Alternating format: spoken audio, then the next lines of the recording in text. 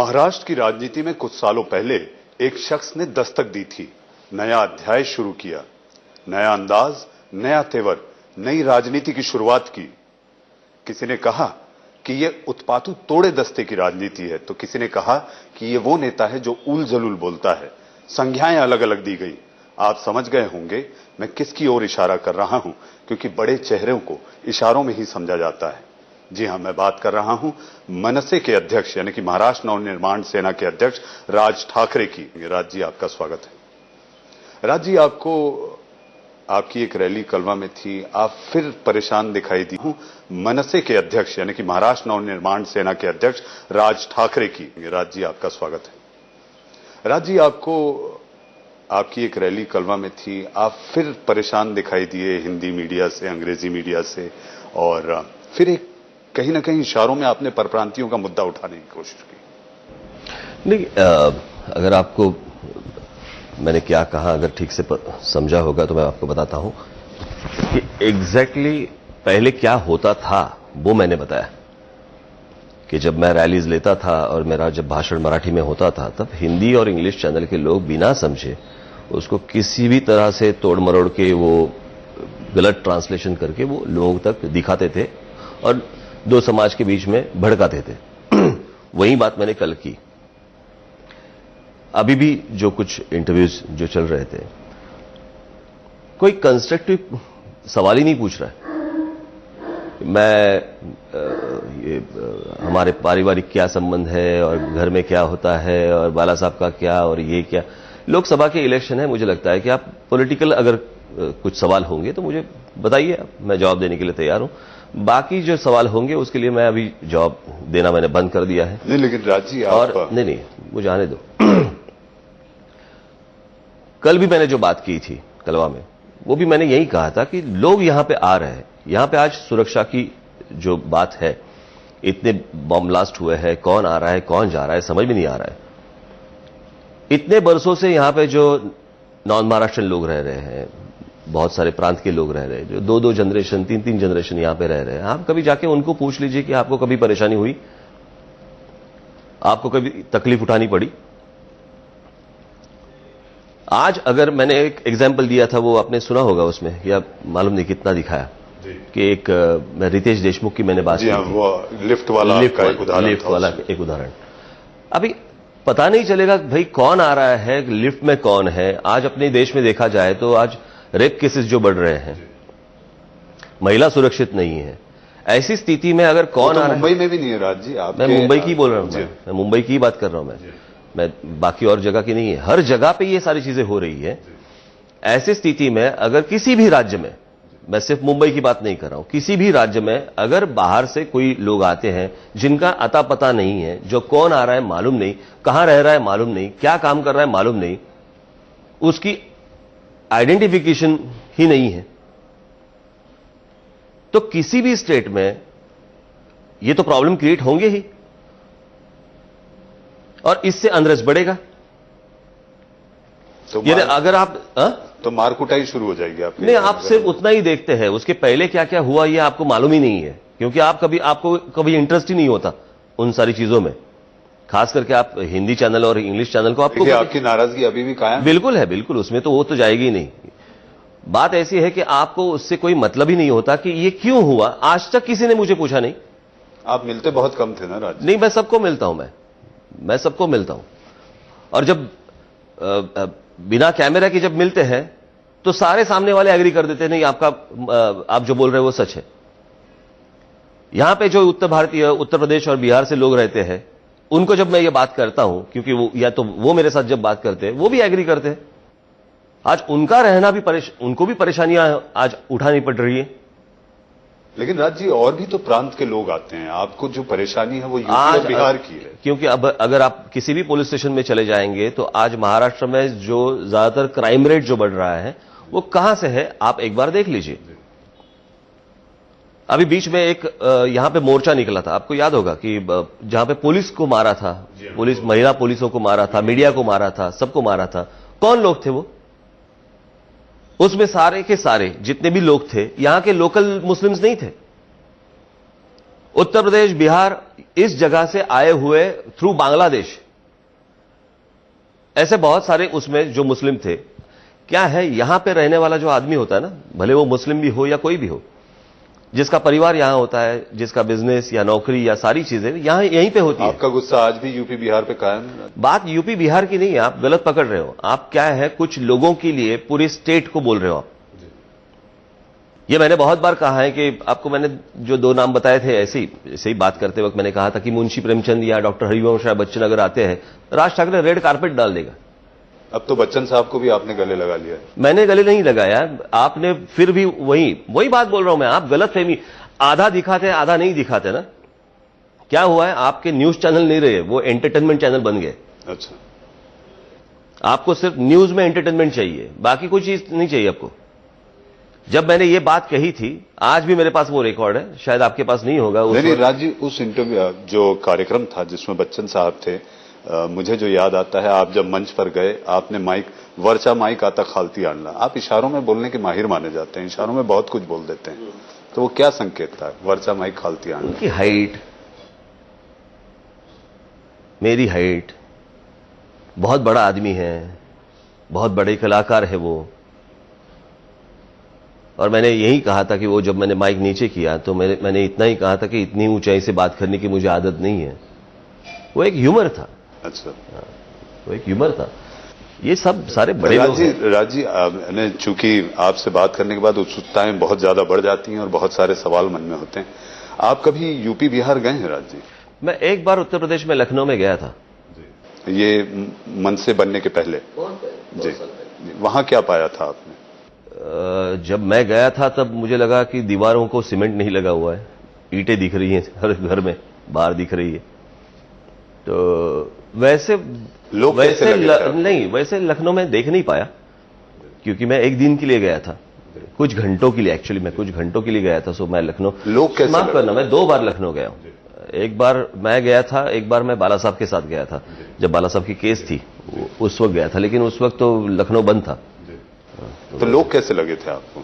नहीं, वैसे कोई मिले नहीं मुझे, लेकिन वहां के लोग यहां पे हैं तो लोगों में बुराई नहीं होती। कुछ लोग राजनेता यहां पे आते हैं जो वहां से लोग लेके आते हैं और यहां पे कॉन्स्टिट्यूंसी बनाने की कोशिश करते हैं। जैसे आपके नजर में जैसे आबू आजमी से लेके और बहुत सारे लोग हैं ऐसे। तो उन पर तो गुस्सा आपका आपके विधायकों ने विधानसभा में साबित कर दिया था ना? जी, तो ये गुस्सा अब भी कायम है और रहेगा, ऐसा लगता है? नहीं, वो अभी भी देखिए क्या उन्होंने क्या स्टेटमेंट निकाला था औरतों के बारे में। जी, इतने जाहिल अगर ये नेता अगर बात करेंगे, कैसे होगा? राजी, जिस तरह से आपकी पार्टी का विस्तार होना चाहिए था या जो हो रहा है या आप जो कर रहे हैं, वो कुछ ही हिस्सों में दिखाई देता है। इंजन निकला, चलते चलते पुणे पहुंचा, पुणे से नासिक पहुंचा और फिर मुंबई, उसके आगे इंजन क्यों नहीं बढ़ पा रहा है? नहीं, कैसे है, आपको ये लगता है कि ये बढ़ नहीं रहा है। अगर महाराष्ट्र में कभी आप देखेंगे तो आपको पता चलेगा, और आने वाली विधानसभा में आपको पता चलेगा। लोकसभा में केवल 10 सीटों पे इंजन दौड़ेगा। कितनी सीटें लड़ना, यानी ज्यादातर सीटें लड़ना और हाथ में कुछ ना लेके आना। मुझे लगता है कि मैं एक फोकस कर रहा हूं, मैं कॉन्सेंट्रेट कर रहा हूं। मुझे कुछ लोग मुझे दिल्ली भेजने हैं, जो महाराष्ट्र की जो बात है वो दिल्ली तक पहुंचाए। राजीव, कितने डिब्बे आप इंजन में लगाकर दिल्ली सोच रहे हैं? कितने डिब्बे आपके? ये आपको 16 तारीख को 17 तारीख को पता चलेगा। पता चलेगा। मोदी ने क्या आपसे बात की थी कि मुझे समर्थन दो? बिल्कुल नहीं। तो फिर आप अपनी तरफ से मुझे कह रहे हैं मुझे उतावलापन तो नहीं है कि भाई उतावलेपन के तहत कैसे है, अगर मैं कोई टेलीविजन चैनल देखूं तो आप थोड़ी ऑफर करते हैं कि मेरा चैनल देखो। अगर मुझे पसंद आता है तो वो मैं चैनल देखता हूं। अगर एक आदमी मुझे अगर पसंद आता है तो मुझे लगता है कि यार इस आदमी के हाथ में इस देश की चीजें देनी चाहिए। इस देश का जो देश सुधार सकता है आदमी, जिस तरह से उन्होंने गुजरात की तरफ देखा है, काम किया है, वो बात अलग है, लेकिन जिस तरह से वो देख रहे हैं, मुझे लगता है कि एक आदमी है और अदरवाइज आपके पास ऑप्शन क्या है? नहीं, लेकिन विचारधारा मेल नहीं खाती। बात विचारधारा की नहीं होती। मैं डेवलपमेंट की बात कर रहा हूं। वो भी एक डेवलपमेंट ओरिएंटेड आदमी है। अगर वो इस देश में कुछ चीजें बदलाव ला सकते हैं तो आज आपके पास सिर्फ एक ही ऑप्शन है, और जिसने साबित कर चुके हैं गुजरात में। तो राज्य बीजेपी में उनके अलावा फिर कौन, अगर किसी सूरत में, चूंकि आप पॉलिटिक्स की डायनेमिक, आपको कौन भाता है बीजेपी में? कोई एक नाम राज्य, मुझे कोई लेना देना नहीं इनसे। नहीं, कोई एक नाम, अगर मोदी नहीं तो मुझे कोई लेना देना है नहीं इनसे। अगर आज मोदी नाम से अगर प्रचार चालू है उनका, बराबर है, मुझे एक व्यक्ति अगर अच्छी लगती है इसलिए मैंने उनको सपोर्ट दे दिया।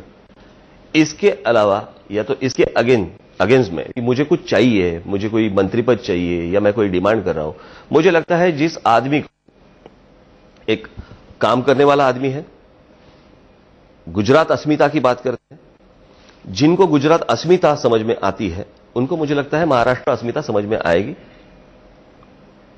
और इस हिसाब से महाराष्ट्र के जो कुछ प्रॉब्लम्स है, जो भी कुछ है यहां पे, जो केंद्र कर सकते हैं, बाकी तो चीजें तो महाराष्ट्र में होती है। राज्य ये समझा जाए कि जैसे आप कह रहे हैं आपको मंत्री पद नहीं चाहिए, अगर आपके सांसद जाते हैं तो आप सरकार में शामिल होकर मंत्री अपने सांसदों को नहीं बनाएंगे? बिल्कुल नहीं। आपके सांसद मंत्री नहीं बनेंगे? बिल्कुल नहीं। और बीजेपी में मोदी के अलावा आपको ऐसा कोई नेता नहीं लगता जिसके लिए आप समर्थन में खड़े हो? नहीं, आज तो मोदी ही है। नहीं, आज मोदी, अगर हम क्रम की बात करें, अगर की बात नहीं, मुझे उसमें जाना ही नहीं है, वो उनकी पार्टी का डिसीजन है। राजनाथ सिंह से आपकी कोई बात हुई थी? बिल्कुल कुछ नहीं, कोई करने की जरूरत भी नहीं समझी आपने? मैं क्यों करूं? मैंने मोदी जी के साथ भी बात नहीं की। लेकिन गडकरी आपके पास आए थे। वो तो महाराष्ट्र के हैं। तो वो महाराष्ट्र के हैं, अगर वो आपसे समर्थन मांगेंगे, अगर मोदी नहीं किसी और नाम पर वो आपके पास आते हैं तो आप देखिए, ये आगे की बात है, आज का सिनारियो वो नहीं, संभावनाओं का खेल नहीं, संभावना के ऊपर मैं उत्तर नहीं देता। मुझे लगता है कि आज के माहौल में जिस तरह से प्रचार हो रहा है, जिस तरह से आप लोग भी जिस तरह से चैनल पे दिखा रहे हैं या न्यूज़पेपर में सारी चीजें आ रही है, जो है एक मोदी जी का माहौल है, और उस माहौल में अगर मोदी जी प्रधानमंत्री बनते हैं तो मुझे लगता है मेरा सपोर्ट है। That's it. इतनी छोटी चीज है, आप इतना क्यों बड़ा कर रहे हैं, मुझे समझ नहीं आ रहा। और चीज राज्य सामने आई है हाल ही में, देश के प्रधानमंत्री जिन्होंने 10 साल सरकार चलाई, डॉक्टर मनमोहन सिंह, उन पर उनके ही सलाहकार ने किताब लिख दी। मनमोहन सिंह को आप पढ़ी नहीं, वो एक्सीडेंट प्राइम मिनिस्टर, मैं लब्बो-लुबाब आपको बता रहा हूं। मनमोहन सिंह आपकी नजर में कितने काबिल प्रधानमंत्री हैं? नहीं, देखिए, मनमोहन सिंह जी एक काबिलियत की बात करें तो काबिल आदमी थे ही, उसमें कोई डाउट नहीं। लेकिन जिस प्रेशर में उन्होंने काम किया, जिस दबाव के जो दबाव था, उसमें यह भी लिखा, आपसे उसमें यह भी लिखा है कि वो रिमोट कंट्रोल के तहत काम करते थे। हाँ, वही है। आप मानते हैं रिमोट कंट्रोल से चल रही थी? बिल्कुल चल ही रहा था ना। लेकिन मनमोहन सिंह बेहतर प्रधानमंत्री थे, ये आप मानते हैं? प्रधानमंत्री या शख्स? नहीं, आदमी अच्छे दिखते हैं, लगते हैं। मैं कभी मिला नहीं हूं उनको। उनकी जो छवि जो चैनल या न्यूज़पेपर में आती है, वो ठीक है, वो एक जोक चलते थे कि बात नहीं करते वगैरह वगैरह वगैरह। लेकिन एक आदमी, मुझे लगता है रिजर्व बैंक के गवर्नर थे, करते करते करते करते इस पोस्ट पे आए, 10 साल वो प्रधानमंत्री रहे। और मुझे लगता है कि एक इलेक्शन के माहौल में कुछ बात करना एक अलग बात होती है। लेकिन आप ये देखिए कि उन्हें इस देश की किसी भी रैली या प्रचार के लिए सामने नहीं लाई। क्या अभी वो कांग्रेस नीति है? मैंने कल सुना कोई मुझे बोल रहे थे, कोई दिल्ली से आए हुए थे, तो उन्होंने मुझे बताया कि कांग्रेस की जो ऑफिस है उसमें पोस्ट कार्ड साइज भी फोटो नहीं है उनकी, यानी वहां पे उनकी फोटो भी नहीं लगाई है। राहुल अगर ऐसा विकल्प यूपीए 3 का या ऐसी कोई सरकार, तो राहुल गांधी को आप क्या? नहीं, मुझे नहीं लगता। उनका जो भी कुछ मैंने देखा है, उनसे उम्मीद रखना ही गलत है। वो भी पार्टी उन्हें चेहरे के रूप में सामने लाई है कांग्रेस की। लेकिन वो तो उनकी पार्टी की बात है। पार्टी का है, लेकिन आप चूंकि एक दल के, आप खुद अध्यक्ष हैं। आज अगर देखा जाए, मुझे लगता है कि आज आपके सामने नरेंद्र मोदी जितना एक जिसे तगड़ा ऑप्शन जिसे राहुल युवा है राज्य, तो क्या करें? बात युवा की नहीं होती, काबिलियत की होती है। तो नई सोच, नई नीति के उनके बड़े बड़े पोस्टर लगे हुए हैं। तो उनका वो कैंपेन है। मुझे जो आदमी मालूम है, जिन्होंने प्रूव किया, आपको क्या पता है उनके बारे में? राहुल कुछ नहीं पता। राजी, आपके तेवरों को देखकर हमेशा से ये बात होती रही है कि आप एक उकसाने वाली राजनीति करते हैं, आप नफरत की सियासत करते हैं। आपने हाल ही में पुणे की रैली में, बहुत समय बाद जब आपने एक पुणे की रैली, चुन चुन कर मारूंगा जो आपने कहा था, चुन चुन कर मारूंगा, फिर किसानों की आत्महत्याओं को लेकर यवतमाल में जो आपने एक सलाह दी कि मरने के पहले मारो, तो ये इस तरह की आक्रामक राजनीति से आप किस तरह का लाभ उठाना चाहते हैं? मैं लाभ उठाने की बात नहीं कर रहा हूं। मैंने कहा था कि फोकट में मत मरना। आप किसी कारण आत्महत्या कर रहे हो। नहीं तो आप सरकार पे दबाव बनवाएं ना, आप किसी से ये कह रहे हैं कि वो हत्याएं करें। नहीं, वो देखिए, वो मेरी बात करने की वो शैली है, मेरी सोच वैसी है। लेकिन इतनी क्रूर, ये क्रूर की क्या बात होती है इसमें? एक आदमी मर रहा है, उसकी तरफ देखने का ध्यान नहीं है सरकार को? इतने सारे किसान अगर आत्महत्या कर रहे हैं वहां पे, इतने साल देख नहीं रहे कोई वो आत्महत्या क्यों कर रहे हैं, उनके परिवार की तरफ आज तक किसी ने देखा नहीं। ये आपको क्या लगता है कि आज तक किसी ने सरकार को बताया नहीं?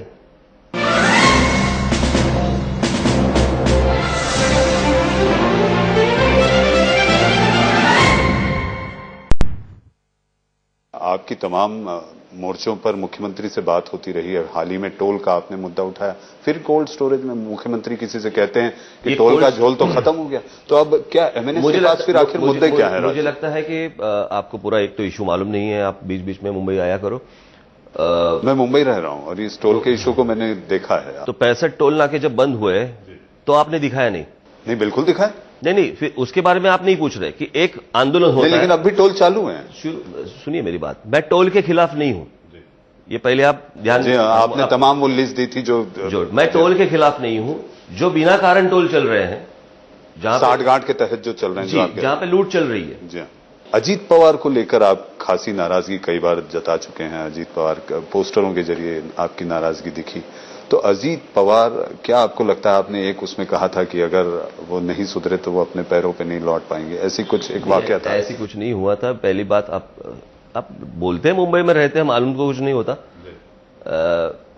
जब मेरा कैंपेन चल रहा था, पैरों पे लौट नहीं पाएंगे, ऐसा कुछ कहा था? जब मेरा कैंपेन जब चल रहा था, तो अभी वो सरकार में है तो आलोचना तो होगी। उसके बाद जब मैं एक जगह पे आया तो उनके लोगों ने हमारी गाड़ियों के ऊपर पथराव किया था। उसके बाद मैंने ये कहा था कि वो बगैर सुरक्षा के आए, ये आपने कहा? बिल्कुल, है ना, यही कहा था ना। और अपने पैरों पे लौट नहीं पाएंगे, ये कहा। मेरी जानकारी सही है? बिल्कुल बिल्कुल, है ना। राज जी, एक और चीज सामने आ रही है, वो ये कि अरविंद केजरीवाल एक ऐसा नाम उभरा है। नहीं, मुझे नहीं बात करनी उसके ऊपर। क्यों, वो इंपॉर्टेंट नहीं लगता? नहीं लगता मुझे, यानी कोई मायने नहीं रखते। मुंबई के चुनाव में भी उन्होंने दस्तक दी है, यहां भी अपने। आगे कुछ होगा तो आप कोई ऐसा काम, जब से आपकी पार्टी बनी, जिसमें मराठी मानुस को लेकर, जिसके तहत आपने इसकी शुरुआत की थी, कोई एक ऐसा काम जो आप बताएं कि जो आपने पूरा किया हो? नासिक में आपकी लोकल गवर्नेंस है। नहीं, आप मराठी का मुद्दा निकाल रहे हैं नासिक का। नहीं, फिर मैं आऊंगा कि नासिक में तो आपकी वहां पर सरकार है, लोकल गवर्नमेंट। तो ऐसी कौन सी चीज वहां पे लोग अभी भी ये कहते हैं कि 2.5 साल हुआ, ऐसा कुछ नहीं हुआ? आप बाकी लोगों को 40-40 साल देंगे और मुझे 2.5 साल में सवाल पूछेंगे क्या हुआ? 5 साल के लिए दिया है, 5 साल के बाद सवाल पूछना। मोदी प्रधानमंत्री अगर बनते हैं, एनडीए की आती है राज्य, तो क्या आपकी उम्मीदें हैं उनसे? अभी महाराष्ट्र में 48 ट्रेनें रोज आती है, सिर्फ ये उत्तर प्रदेश, बिहार और झारखंड से। यहां से कोई उल्टा जाता नहीं। मेरी पहली विनती रहेगी, 10 साल वो देश की तरफ ना देखे और उत्तर प्रदेश, बिहार और झारखंड का वो गुजरात बनाए। राज, चूंकि आखिरी सवाल है और जैसा कि, लेकिन मुझे ऐसा लगता है कि चूंकि आपसे साक्षात्कार हो रहा है, तो वो जाते जाते इशारों में पूछ लेना चाहिए, 2 दिल कभी मिलेंगे? मैंने उस दिन किसी को कहा था, मैंने कहा कि आप क्या करण अर्जुन की राखी है क्या, कि मेरे करण अर्जुन कब आएंगे, मेरे करण अर्जुन कब आएंगे? तो ये थे मनसे के अध्यक्ष राज ठाकरे, जो मन से कर रहे थे इंडिया न्यूज और न्यूज एक्स से बातचीत। लेकिन ये तो 24 तारीख को जब मुंबई में बटन दबेगी, 16 तारीख को नतीजे आएंगे, तभी पता चलेगा कि आखिर मुंबई से निकला इंजन दिल्ली में कितने डब्बे लेकर पहुंचा।